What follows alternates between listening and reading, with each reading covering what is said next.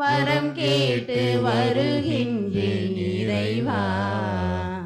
என் குரல் கேட்டு அருளாயோ தலைவா. வரம் கேட்டு வருகின்றேன் இறைவா. என் குரல் கேட்டு அருளாயோ தலைவா. தந்தை மகன் தூயாவியாரின் பெயராலே ஆமென். நம் ஆண்டவராகிய இயேசு கிறிஸ்துவின் அருளும் கடவுளின் அன்பும் தூய ஆவியாரின் நட்புறவும் உங்கள் அனைவரோடும் இருப்பதாக. உம் ஆன்மாவோடும் இருப்பதாக. இயேசுவில் பிரியமானவர்களே, மணலூர் மாதாவினுடைய நவநாள் பக்தர்களே, அன்னையினுடைய திருவடிகளிலே நாம் ஒரே குடும்பமாக கூடியிருக்கின்றோம். இது அன்னை மரியாள் மணலூர் மாதா நமக்கு செய்த எல்லா நன்மைகளுக்கு நன்றியாகவும், நல்ல குடும்ப அமைதி, குடும்ப சமாதானம், நல்ல நோய் நொடிகளிலிருந்து சுகம் மற்றும் நாம் நினைத்த காரியங்களிலே வெற்றி, இவைகளெல்லாம் தந்ததற்கு இந்த அன்னை மரியாளுக்கு நன்றியாகவும், தொடர்ந்து இந்த தாயினுடைய அருளும் இரக்கமும், நல்ல தொழில் முன்னேற்றம், நாம் நினைத்த காரியங்களிலே வெற்றி, நல்ல உடல் ஆன்ம சுகம் மற்றும் நல்ல கல்வி வளர்ச்சிகள், 10ஆம் 12ஆம் அரசு தேர்வு எழுதுகின்ற மாணவ செல்வங்களுடைய நல்ல உயர் மதிப்பெண்கள், மற்ற தேர்வுகள் எழுதக்கூடிய ஒவ்வொரு பிள்ளைகளையும் இறைவன் நிறைவாக ஆசீர்வதிக்கும்படியாகவும், நல்ல வேலை வாய்ப்புகள், நல்ல திருமண வரன்கள், நல்ல குழந்தை செல்வம் அனைத்திலும் இந்த மணலூர் தாய் நம்மோடு இருந்து வழிநடத்த வேண்டும் என்று நாம் வேண்டிக் கொள்வோம். இந்த திருப்பலியானது ஜேசுதாஸ், ஜேசம்மாள் இவர்கள் குடும்ப நன்றி திருப்பலியாகவும், நல்ல தொழில் முன்னேற்றம் வேண்டியும், பாஸ்கரன், ரத்னகுமார், சந்தியா இவர்கள் குடும்ப நன்றி திருப்பலியாகவும், சிங்கராஜன், மரிய முத்துக்கணி, தோமாசி அம்மாள் இவர்களுடைய ஆண்மலை பாற்றுக்காகவும், அருள், சாந்தி இவர்கள் குடும்ப நன்றி திருப்பலியாகவும், பிள்ளைகளுக்கு நல்ல கல்வி வளர்ச்சிகளுக்காக நல்ல உடல் ஆன்ம சுகம் வேண்டியும், இருதயராஜ், கவிதா இவர்கள் குடும்ப நன்றி திருப்பலியாகவும் ஒப்புக்கொடுக்கப்படுகிறது. சகோதர சகோதரிகளே, தூய மறை நிகழ்வுகளை கொண்டாட நாம் தகுதி பெறும் பொருட்டு நம் பாவங்களை ஏற்றுக்கொள்வோம்.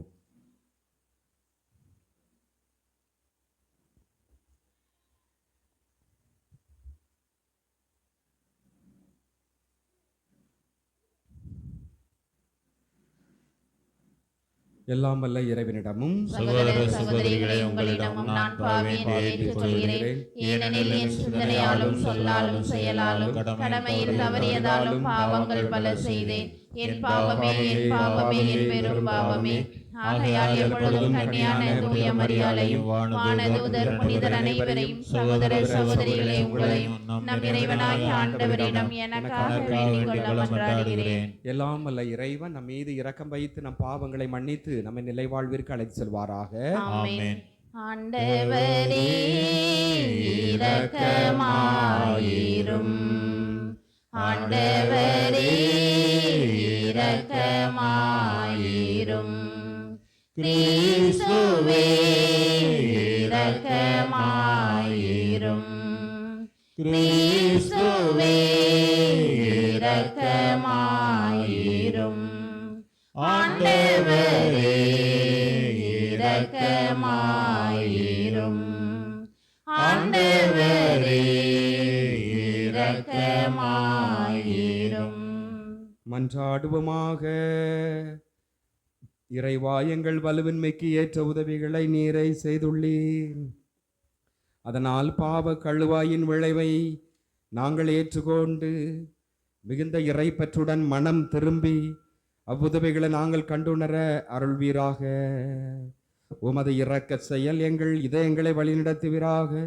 உம்மோடு தூயாவியாரின் ஒன்றிப்பில் இறைவனாய் என்றென்று வாழ்ந்து ஆட்சி செய்கின்ற அவர் வழியாக உம்மை மன்றாடுகிறோம். ஆமென். வெட்டுவதற்கு கொண்டு செல்லப்படும் சாந்தமான செம்மறி போல் இருந்தேன். இறைவாக்கினர் எரேமியா நூலிலிருந்து வாசகம். அதிகாரம் 11, இறைவசனங்கள் 18 முதல் 20 முடிய. இறைவாக்கினர் எரேமியா நூலிலிருந்து வாசகம். அதிகாரம் 11, இறைவசனங்கள் 18 முதல் 20 முடிய.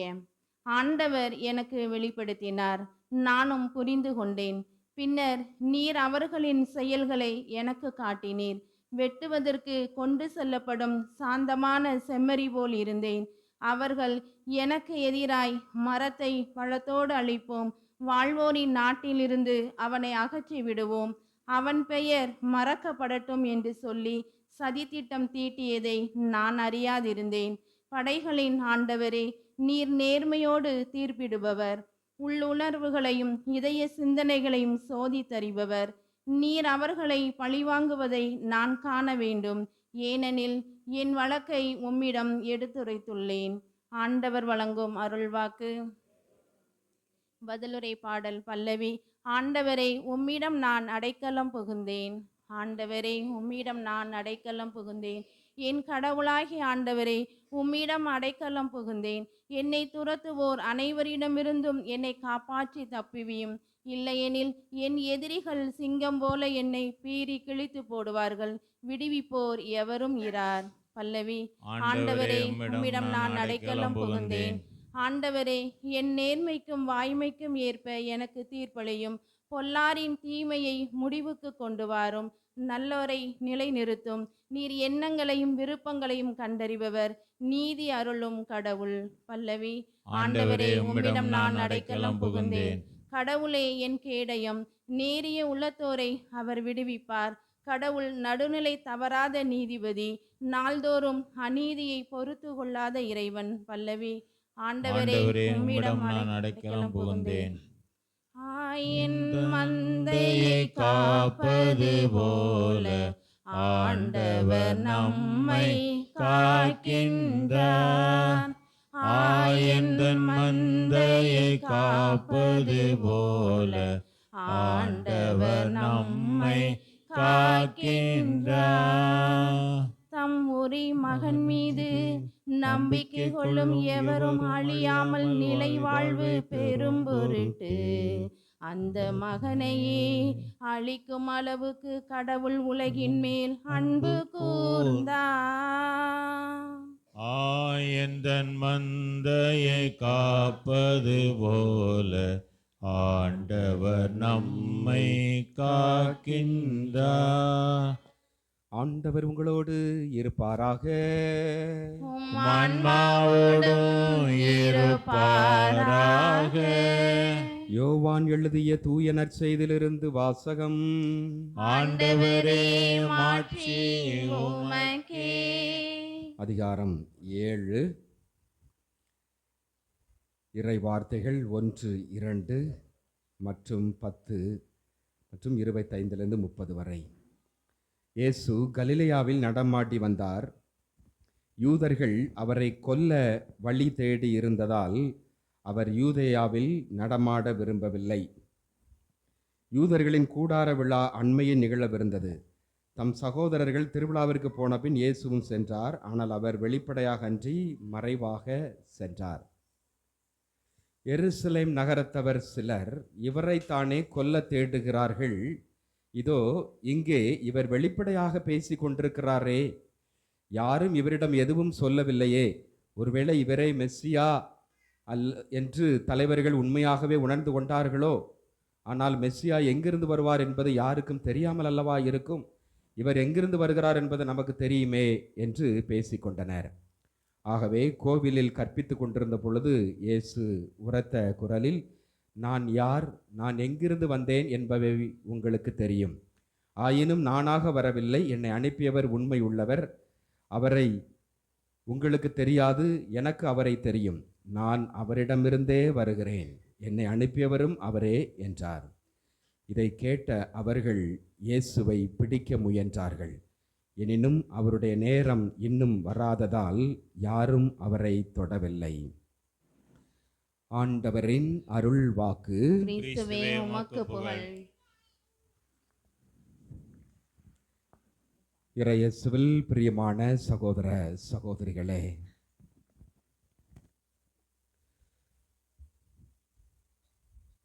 இந்த நற்செய்தி வாசகத்திலே நாம் அருமையாக வாசிக்க கேட்டோம்.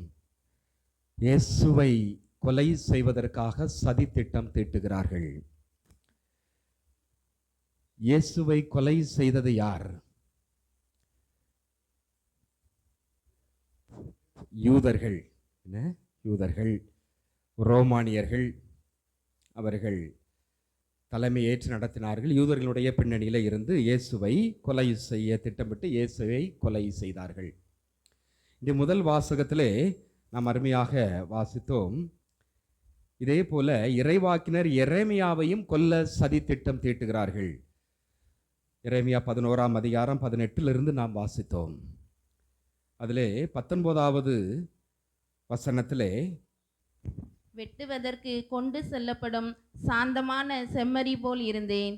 அவர்கள் எனக்கு எதிராய் மரத்தை பழத்தோடு அழிப்போம், வாழ்வோரின் நாட்டிலிருந்து அவனை அகற்றி விடுவோம், அவன் பெயர் மறக்கப்படட்டும் என்று சொல்லி சதி திட்டம் தீட்டியதை நான் அறியாதிருந்தேன். சரி, அப்போ இறைவாக்கினர் எரேமியாவையும் கொல்ல துடிக்கிறார்கள், கொல்ல தேடினார்கள்.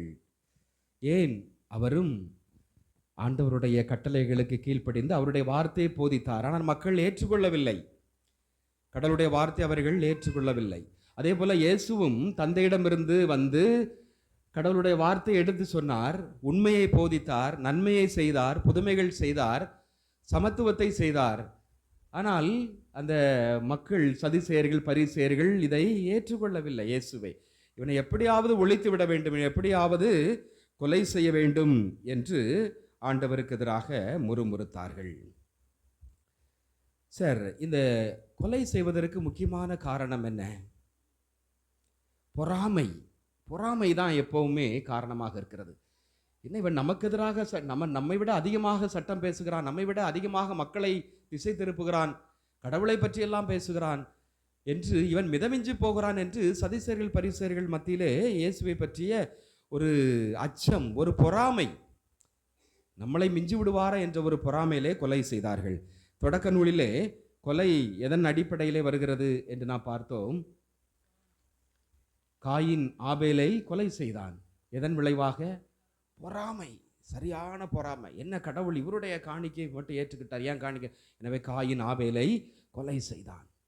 அதே போல தாவீது, சவுல் அரசர், இந்த 2 பேருக்கும் இடையே பார்க்கிறோம். சவுல் தான் முதல் அரசர். ஆனால் தாவீது வெற்றிக்கு மேல் வெற்றிகளை குவிக்கின்றார். அதே போல பெண்கள் எல்லோரும் புகழ்ந்து பாடுகிறார்கள், தாவீதை புகழ்ந்து பாடுகிறார்கள்.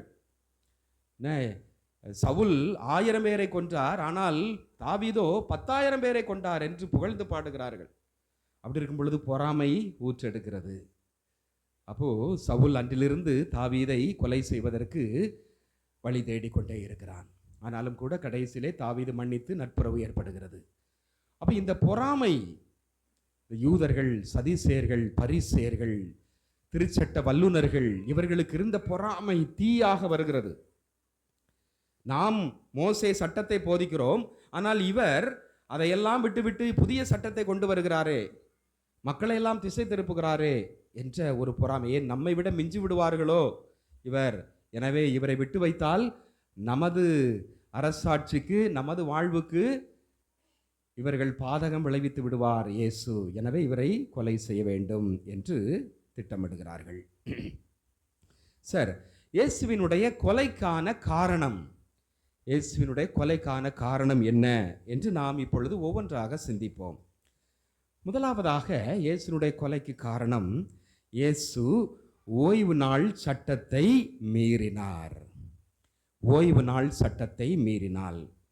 யோவான் 5ஆம் அதிகாரம் 18வது வசனத்திலே நாம் பார்க்கிறோம். யூதர்கள், சதிசேயர்கள், பரிசேயர்கள் மோசேயினுடைய சட்டத்தை பொறுத்த மட்டும் ஓய்வு நாள் முக்கியமான ஒரு சட்டம். ஓய்வு நாளில் வேலை செய்யக்கூடாது. ஆனால் இயேசு ஓய்வு நாளில் புதுமைகள் செஞ்சார். அந்த புதுமைகள் செய்ததை வச்சுக்கிட்டு வேலை செய்தார், ஓய்வு நாள் சட்டத்தை எல்லாம் முறிக்கிறார் அப்படின்னு சொல்லி இயேசுவின் மீது குற்றப்பழி சுமத்துகிறார்கள். அதைத்தான் நாம் வாசிக்கிறோம். யோவான் 5:18வது வசனம். அவர் ஓய்வு நாள் சட்டத்தை மீறியதோடு இல்லாமல் கடவுளை தம் சொந்த தந்தை என்று கூறி தம்மையே கடவுளுக்கு இணையாக்கியதால் யூதர்கள் அவரை கொல்ல இன்னும் மிகுந்த முயற்சி செய்தார்கள்.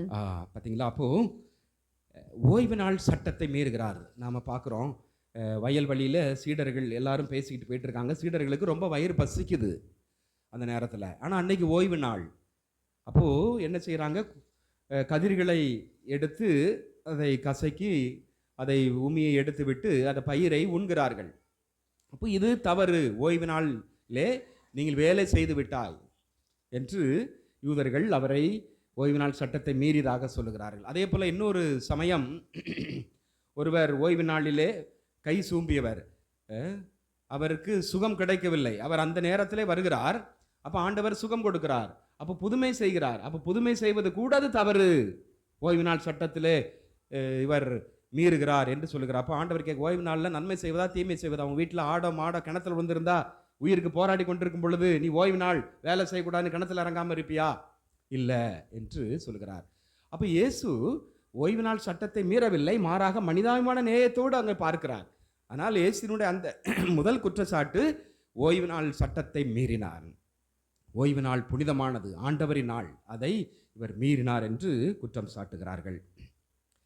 இரண்டாவது, இயேசு கடவுளோடு யாவே இறைவனோடு தன்னையே இணையாக்கி கொண்டார். அதைத்தான் நாம் வாசித்தோம். யோவான் 5:18 நாம் வாசித்தோம். அதே போல இன்னும் நாம் பார்க்கலாம்.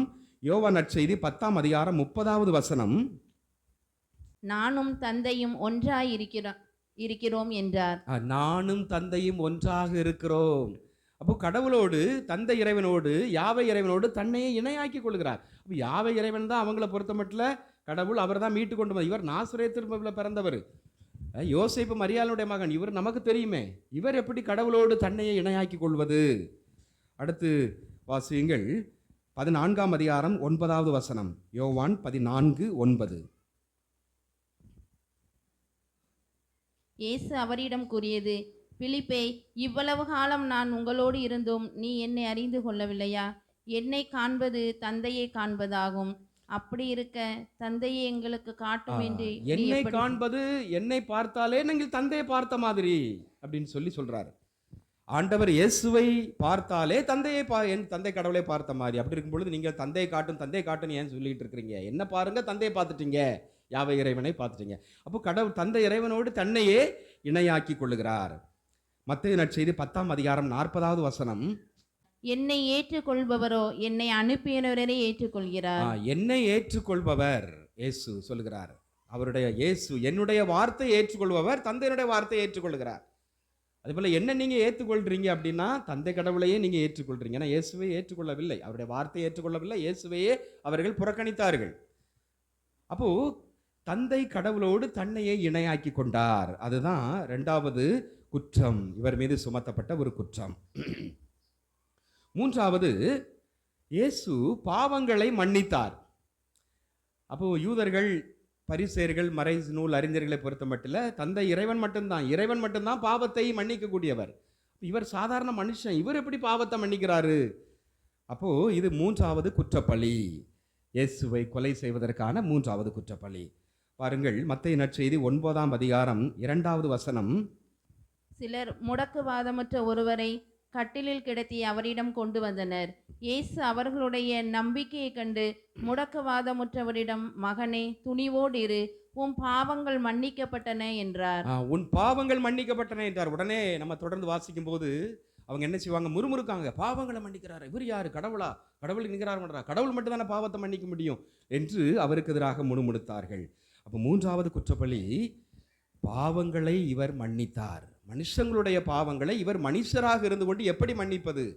தந்தை இறைவன் மட்டுமே செய்யக்கூடிய காரியத்தை இவர் எப்படி செய்வது என்ற ஒரு காரணம். நான்காவதாக, இவர் ஆண்டவர் இயேசு சொல்லுகிறார், இந்த எருசலேம் ஆலயத்தை இடித்து விடுங்கள், நான் 3 நாளில் கட்டி எழுப்புவேன் அப்படின்னு சொல்றாரு. இது பயங்கரமான, ரொம்ப ஒரு பெரிய சலசலப்பை ஏற்படுத்தியது. அந்த எருசலேம் ஆலயத்தை கட்ட ஏறக்குறைய 46 ஆண்டுகள், ஏறக்குறைய 3 முறை 4 முறை புதுப்பிக்கப்பட்டது, இது எல்லாம் சேர்த்து தான். அப்போ 46 ஆண்டுகள் இந்த ஆலயம் உருவாக்குவதற்கு கஷ்டப்பட்டோம். அதை இவர் இடிக்கணும்னு சொல்றார். அது ரொம்ப கஷ்டம். ஏனெனில் அவர்கள் ஆலயத்திற்காக ஏங்கினார்கள். அந்த ஆலயத்தை பல இடிபாடுகள், படையெடுப்புகள் மத்தியில் இடித்து தரைமட்டமாக்கப்பட்டது. அதன் பிறகு மீண்டும் மீண்டும் புதுப்பித்து அந்த ஆலயத்தை, எருசலேம் ஆலயத்தை ஒரு பெரிய ஒரு பண்பாடு, சமூக, மத, கலாச்சாரத்தினுடைய ஒரு மையமாக அந்த எருசலேம் ஆலயத்தை பார்த்தார்கள். அப்படிப்பட்ட என்னவென்று மக்களுடைய உணர்வுபூர்வமாக இருக்கக்கூடியது எருசலேம் ஆலயம். அப்போ அப்படி இருக்கும் பொழுது அதை இடிச்சிடணும் அப்படின்னு சொன்னால் எப்படி இருக்கும்? நம்மளே கஷ்டப்பட்டு ஒரு கோயிலை கட்டியிருக்கிறோம். இன்றைக்கெலாம் நிறையா 10 கோடி 15 கோடியிலலாம் ஆலையெல்லாம் கஷ்டப்பட்டு கட்டுறாங்க, அப்படி தானே? அப்படி கவின்மிகு தோற்றத்தோடு அழகாக. அதை இந்த ஆலயத்தை இடிச்சிருவேன் அப்படின்னு சொன்னால் அவனை சும்மா விடுவாங்களா? கஷ்டப்பட்டு நாங்கள் இந்த ஆலயத்தை கட்டி எழுப்பியிருக்கோம், நீ இடிச்சுன்னு சொல்கிறியா அப்படின்னு. அப்போ இந்த கோபம், அப்போ இப்படி ஆனால் இயேசு சொன்னது என்னது? இவங்க அதை வெளிப்படையாக புரிந்து கொண்டார்கள், மேலோட்டமாக புரிந்து கொண்டார்கள். இயேசு சொன்னது இந்த எருசலேம் ஆலயத்தை இல்லை. எதை சொன்னார்? தன் உடலாகிய ஆலயத்தை. அப்போ இயேசு இறந்தார், 3ஆம் நாளிலே அவர் உயிரோடு எழுப்பப்பட்டார். அப்போ சீடர்கள் அதை புரிந்து கொண்டார்கள். அப்போ தன் உடலாகிய ஆலயத்தை பற்றி தான் ஆண்டவர் சொல்லுகிறார். அப்போ அவர்கள் அதை புரிந்து கொள்ளவில்லை. ஏனெனில் நமது உள்ளம்தான் ஆலயம். பவுலடியாரிலே நாம் பார்க்கிறோம், நீங்களே ஆலயம், உங்கள் உள்ள தூய ஆவியார் குடிகொள்ளக்கூடிய ஆலயமாக இருக்கிறது என்று சொல்லுகிறார். அப்போ இயேசு சொன்னது தன்னுடைய உள்ளமாகிய ஆலயத்தை பற்றி. அவர் தான் இறந்து 3ஆம் நாள் உயிருடன் எழுப்பப்படுவார், அதை ஒரு உருவகமாக, ஒரு பின்னணியாக சொன்னார். அதை தவறாக புரிந்து கொண்டார்கள். அதைத்தான் நாம் வாசிக்கின்றோம். யோவான் 2ஆம் அதிகாரம் 19வது வசனம். இயேசு மறுமொழியாக அவர்களிடம், இக்கோவிலை இடித்து விடுங்கள், நான் 3 நாளில் இதை கட்டி எழுப்புவேன் என்றார். அப்போது யூதர்கள், இந்த கோவிலை கட்ட 46 ஆண்டுகள் ஆயிற்றே, நீர் 3 நாளில் இதை கட்டி எழுப்பி விடுவீரோ என்று கேட்டார்கள். மார்க்கு நற்செய்தி 14ஆம் அதிகாரம் 57, 58. சிலர் எழுந்து, மனித கையால் கட்டப்பட்ட இந்த திருக்கோவிலை இடித்துவிட்டு கையால் கட்டப்படாத வேறொன்றை 3 நாளில் நான் கட்டி எழுப்புவேன் என்று இவன் சொல்ல கேட்போம் என்று அவருக்கு எதிராக பொய் சான்று கூறினர். பொய் சான்று கூறினார்கள். பார்த்தீங்களா? அப்போ இதுதான் அவருக்கு எதிரான ஒரு 4வது ஒரு குற்றப்பள்ளியாக இருக்கிறது, கோவிலை இடித்து விடுதல். அதேபோல் 5வதாக நாம் பார்க்கும் பொழுது பாவிகள் தப்பு பண்ணுறவங்க, சட்டத்தை மீறினவங்க, இவங்கெல்லாம் இவங்களோடு இயேசு நட்புறவை ஏற்படுத்திக் கொள்ளுகிறார், அவர்களோடு உணவருந்துகிறார். பாவிகளெல்லாம் பார்க்க கூடாது, பேசக்கூடாது, இவர் அவங்க வீட்டுக்கு போகிறாரு, அவங்களோட உணவருந்துறாரு அப்படின்னு சொல்லி, இதுதான் 5வதாக அவர் மேல் வைத்த ஒரு மாபெரும் பெரிய குற்றச்சாட்டு. மத்தேயு நற்செய்தி 9ஆம் அதிகாரம் 10 to 13 வரை உள்ள பகுதிகளிலே நாம் அருமையாக இதை வாசிக்கலாம். அவருடைய வீட்டில் பந்தியில் அமர்ந்திருந்த போது வரி தண்டுபவர்கள் பாவிகள் ஆகிய பலர் இயேசுவோடும் அவருடைய சீடரோடும் விருந்துண்டனர்.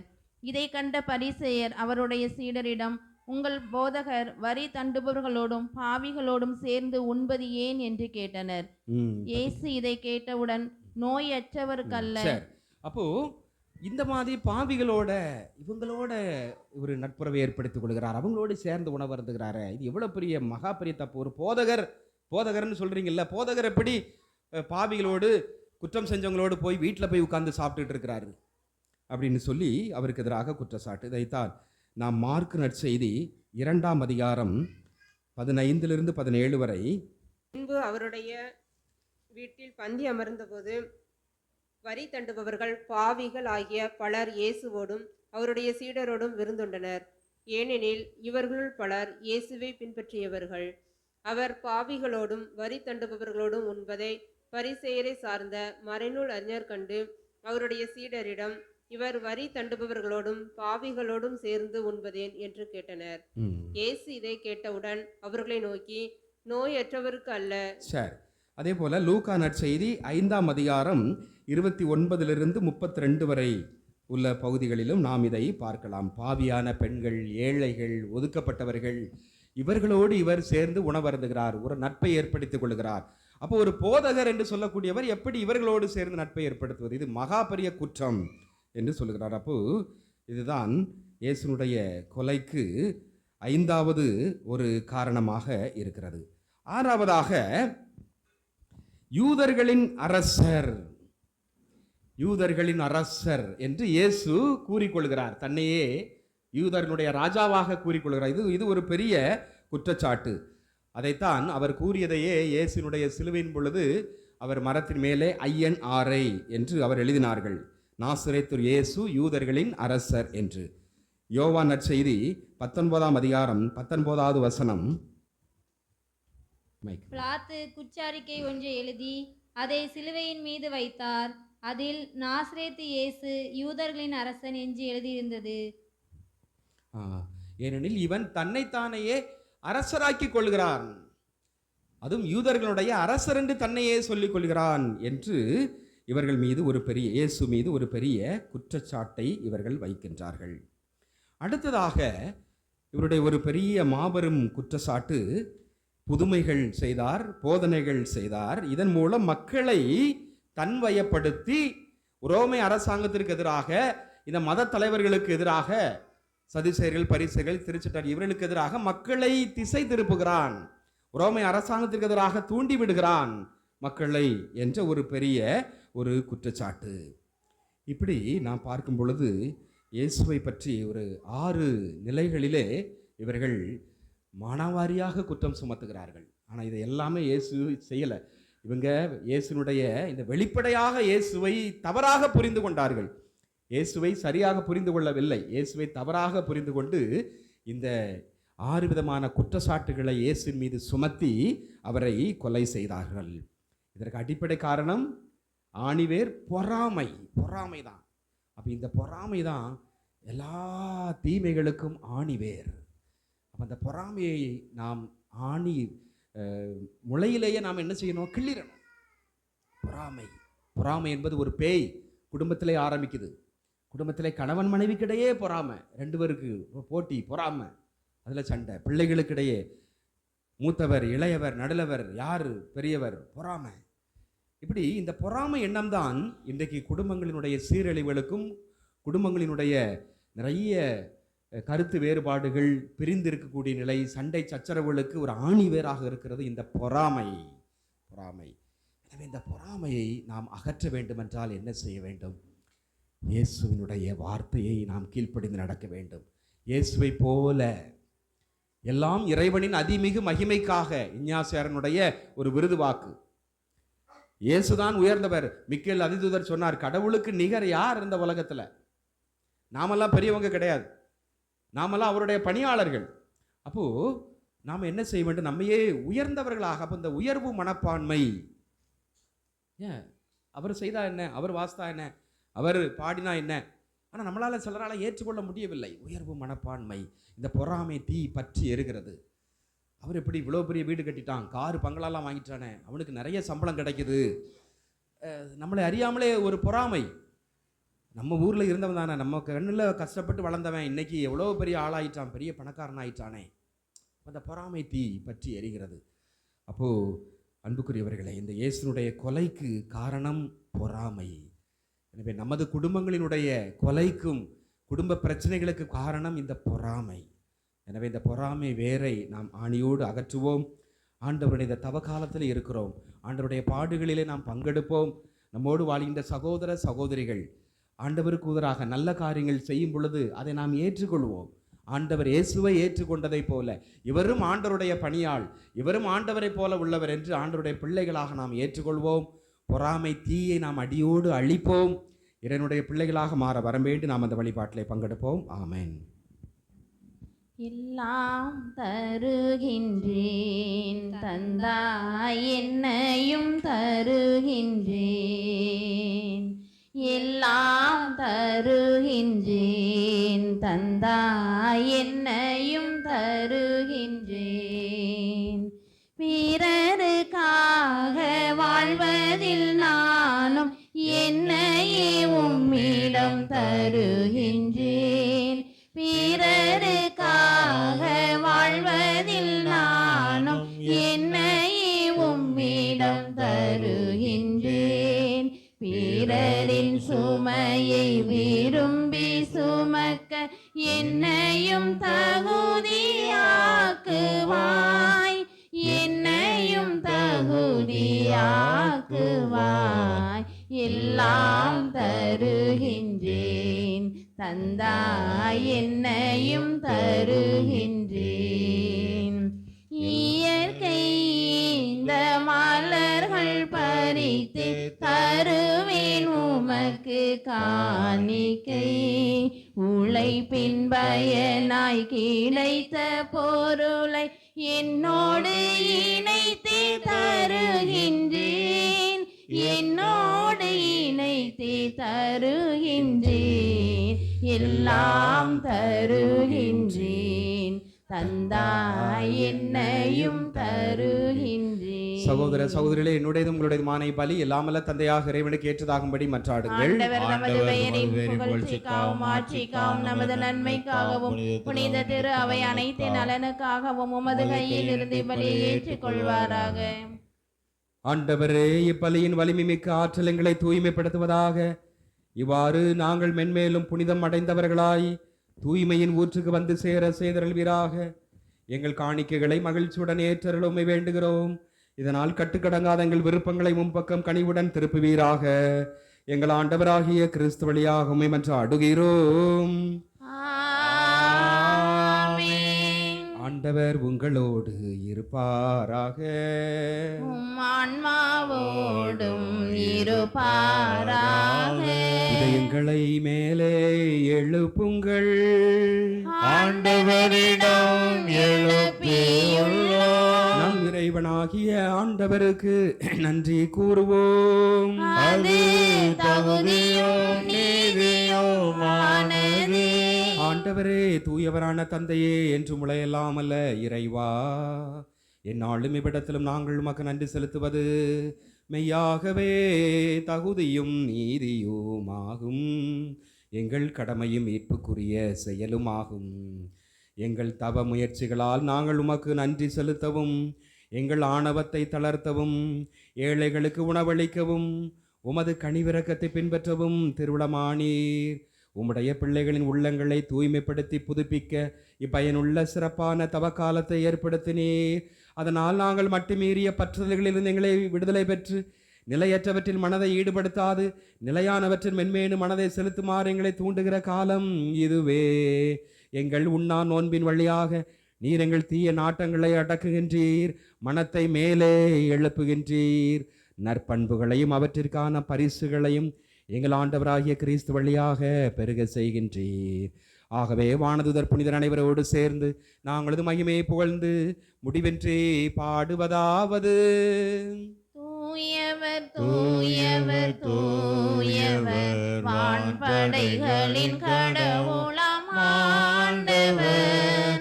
ஆண்டவர் விண்ணகமும் மண்ணகமும் உமது மாட்சியால் நிறைந்துள்ளன. உன்னதங்களிலே ஓசன்னா, ஆண்டவர் பெயரால் வருகிறவர் ஆசி பெற்றவர். உன்னதங்களிலே ஓசன்னா, உன்னதங்களிலே ஓசன்னா. ஆண்டவரே, நீர்மையாகவே தூயவர், தூய்மை அனைத்துக்கும் ஊற்று. ஆகவே உம்முடைய ஆவியை பொழிந்து இக்காணிக்கைகளை தூய்மைப்படுத்த வேண்டுகிறோம். இவ்வாறு எங்கள் ஆண்டவர் இயேசு கிறிஸ்துவின் உடலும் இரத்தமுமாக எங்களுக்கு இவை மார்பனவாக. அவர் பாடுபட உளம் கனிந்து தம்மை கையளித்த போது அப்பத்தை எடுத்து நன்றி செலுத்தி அதை பெற்று தம் சீடருக்கு அளித்து கூறியதாவது: அனைவரும் இதிலிருந்து பெற்று உண்ணுங்கள், ஏனெனில் இது உங்களுக்காக கையளிக்கப்படும் என் உடல்.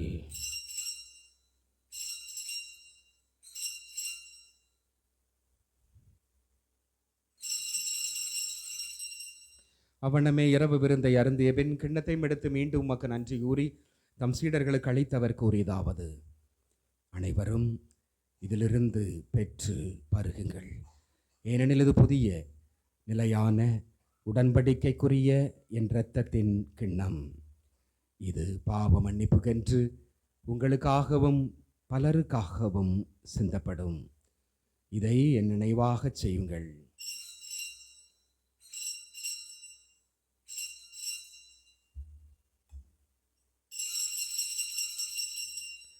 நம்பிக்கையின் மறைபொருள்: ஆண்டவரே, நீர் வருமளவும் உமது இறப்பினை அறிக்கையிடுகின்றோம்,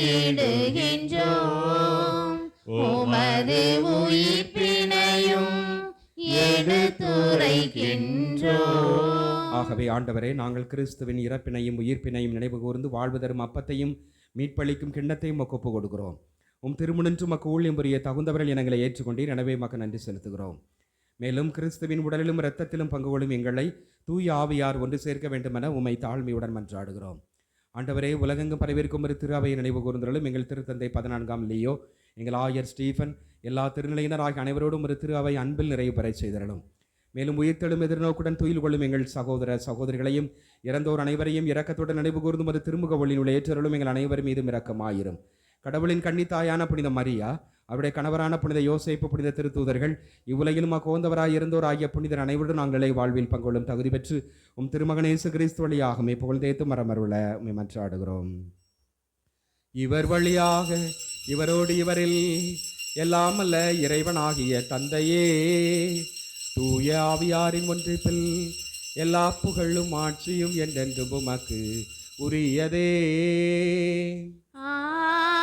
ஆமென், ஆமென், ஆமென். மீட்பரின் கட்டளையால் கற்பிக்கப்பட்டு இறை படிப்பினையால் பயிற்சி பெற்ற நாம் துணிந்து பாடுவோம். விண்ணுலகில் இருக்கிற எங்கள் தந்தையே, உமது பெயர் தூயதென போற்றப் பெறுக. உமது ஆட்சி வருக. உமது திருவுளம் விண்ணுலகில் நிறைவேறுவது போல மண்ணுலகிலும் நிறைவேறுக. எங்கள் அன்றாட உணவை இன்று எங்களுக்கு தாரும். எங்களுக்கு எதிராக குற்றம் செய்வோரை நாங்கள் மன்னிப்பது போல எங்கள் குற்றங்களை மன்னியும். எங்களை சோதனைக்கு உட்படுத்தாதேயும், தீமையிலிருந்து எங்களை விடுவித்தருளும். ஆண்டவரே, தீமை அனைத்திலிருந்தும் எங்களை விடுவித்து எங்கள் வாழ்நாளில் அமைதியை கனிவுடன் அருள உம்மை மன்றாடுகிறோம். உமது இரக்கத்தின் உதவியால் நாங்கள் பாவத்திலிருந்து எப்போதும் விடுதலை பெற்று யாதொரு கலக்கமுமின்றி நலமாயிருப்போமாக. நாங்கள் எதிர்நோக்கி இருக்கும் பேரின்பத்திற்காகவும் மீட்பராக இயேசு கிறிஸ்துவின் வருகைக்காகவும் காத்திருக்கிறோம். ஏனெனில் ஆட்சியும் வல்லமையும் மாட்சியும் என்றென்றும் உமதே. ஆண்டவரே இயேசு கிறிஸ்துவை, அமைதியை உங்களுக்கு விட்டு செல்கிறேன், என் அமைதியையே உங்களுக்கு அளிக்கிறேன் என்று திருத்தூதர்களுக்கு மொழிந்தீரே. எங்கள் பாவங்களை பாராமல் ஒரு திரு அவையை நம்பிக்கையை கண்ணோக்கி ஒரு திருவிழத்திற்கு ஏற்ப அதற்கு அமைதியையும் ஒற்றுமையும் அளித்தருள்வீராக. என்றென்றும் வாழ்ந்து ஆட்சி செய்கின்றவர் நீரே. ஆண்டவருடைய அமைதி உங்களோடு என்றும் இருப்பதாக.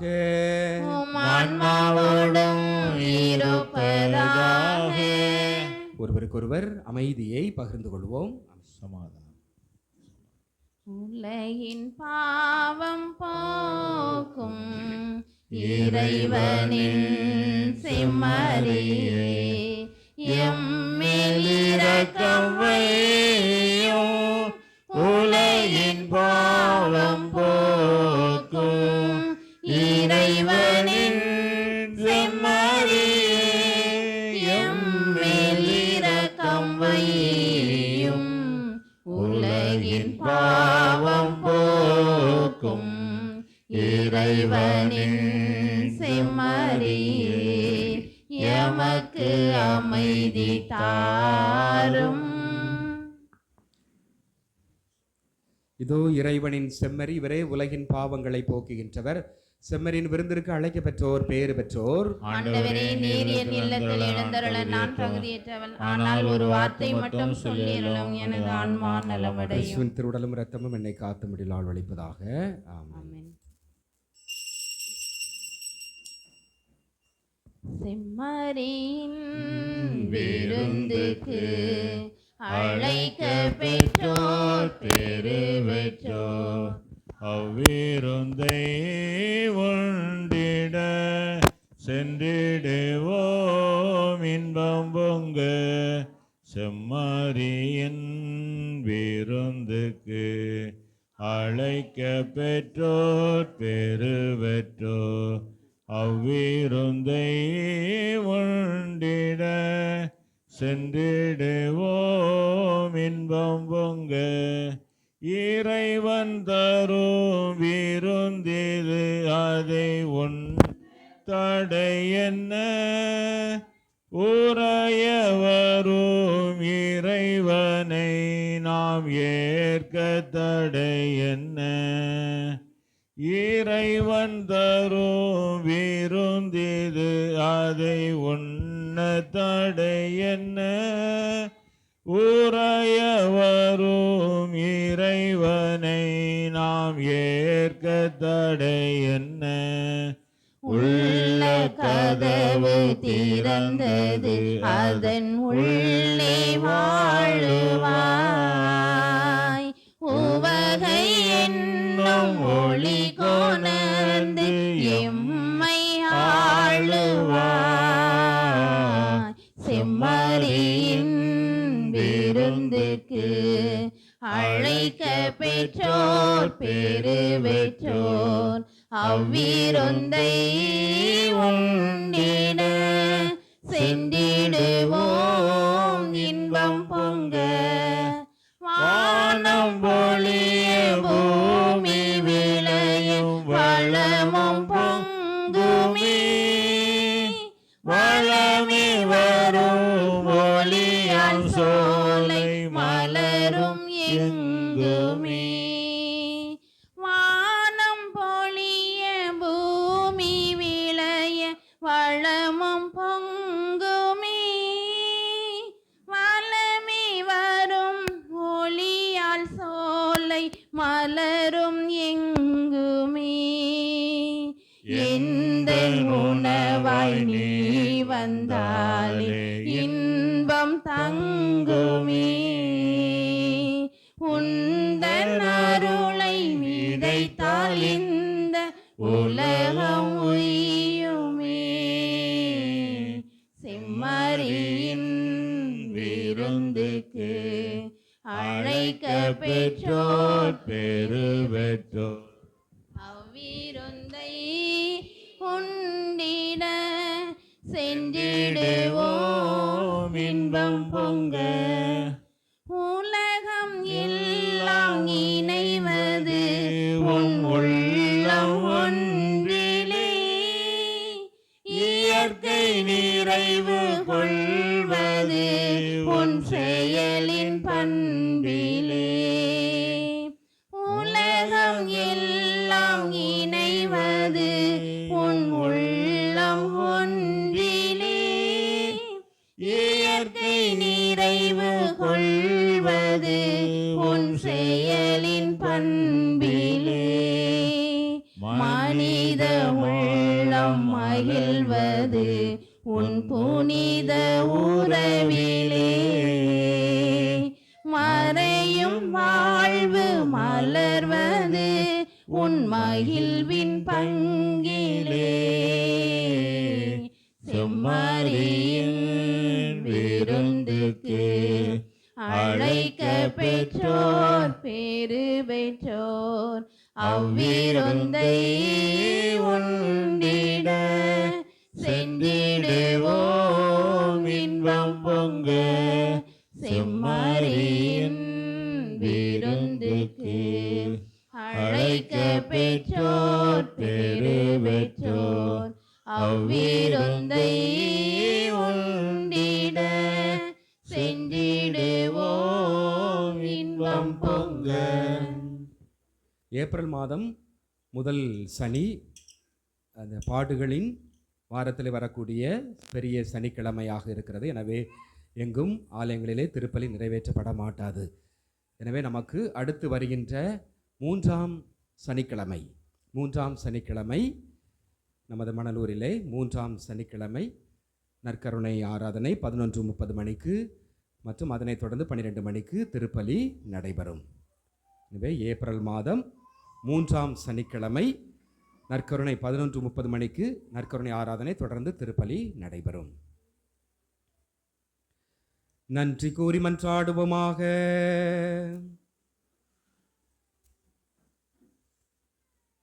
ஆண்டவரே, உம் அருள் கொடைகள் எங்களை தூய்மைப்படுத்த உம்மை வேண்டுகிறோம். அவற்றின் செயலால் நாங்கள் உமக்கு முற்றிலும் ஏற்றவர்களாக திகழ செய்வீராக. எங்கள் ஆண்டவராகிய கிறிஸ்து வழியாக உம்மை மன்றாடுகிறோம். ஆமென். ஆண்டவர் உங்களோடு இருப்பாராக. உம் ஆன்மாவோடும் இருப்பாராக. எல்லாம் வல்ல இறைவன் தந்தை மகன் தூய ஆவியார் உங்களுக்கு ஆசி வழங்குவாராக.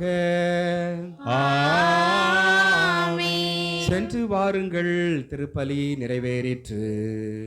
இறைவனுக்கு நன்றி. அலையொளிர் அருணனை அணிந்திடுமா மணிமுடி மாமரினி. அலையொளிர் அருணனை அணிந்திடுமா மணிமுடி மாமரினி.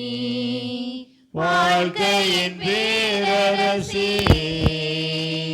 வலுவில்லா மாதரசி. வாழ்க்கையின் பேரரசி, வலுவில்லா மாதரசி. கரையெல்லாம் சேர்ந்தேலும் தலைவியும் நீ எல்லோ காலமும் காத்தருள்வாய். அலையொளிர் அருணனை அணிந்திடுமா மணிமுடி மாமரினி. அகால வேளையிலே அம்மாவும் கருணையாலே. அகால வேளையிலே அம்மாவும் கருணையாலே. பொல்லாத கோணியின் கொள்ளைகள் நீங்கிட வல்ல உன் மகனிடத்தே. அலையொளிர் அருணனை அணிந்திடுமா மணிமுடி மாமரினி.